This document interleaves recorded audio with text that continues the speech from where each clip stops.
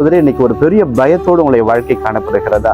ஒரு பயமும் திகிலும் உங்களுடைய வாழ்க்கை காரிருளை எப்படி சூழ்ந்து காணப்படுகிறதா? நான் இயேசுவின் நாமத்துல சொல்றேன், பயப்படாதீங்க.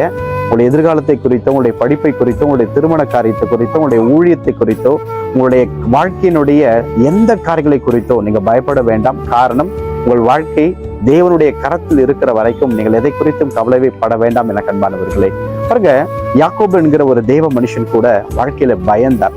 அப்போ தேவன் அவருக்கு தரிசனமாகி, யாக்கோபே யாக்கோபே, எகிப்திற்கு போக பயப்பட வேண்டாம், நான் உன்னோடவே வருவேன் என்று தேவன் சொன்னார். ஆமாங்க, தேவன் உங்களோடு கூட இருக்கிறார். மனுஷனுக்கு பயப்படுகிற பயம் கண்ணியை வருவிக்கும். தேவனுக்கு பயப்படுகிற பயம் உங்களை பாக்கியவானாய் பாக்கியவதியாய் மாற்றும். எனவே நீங்க பயப்படாதீங்க.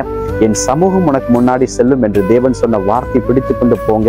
அவருடைய பிரசன்னம் உங்களுக்கு முன்னாடி போகும் என்றால் சகல தடைகளையும் இருளையும் அவர் மாற்ற வல்லமையுடைய தேவனாய் இருக்கிறார். எதை குறித்தும் பயப்படாதீங்க. உங்கள் வாழ்க்கை தேவன் கரத்தில், அவருக்கு தெரியும் அது என்ன செய்ய வேண்டும் என்று. எனவே பயத்தோடு இருக்கிற உங்களுடைய வாழ்க்கை அற்புதமாய் மாறப்போகிறது. காரணம், சர்வ வல்லவர் உங்களுக்கு முன்பதாய் செல்லுவதினால். எனவே பயப்படாதீங்க, தேவன் உங்களுக்கு துணை நிற்கிறார். நீங்க உங்களுடைய பயங்கள் எல்லாம் ஒரு பெரும் ஆசீர்வாதமாய்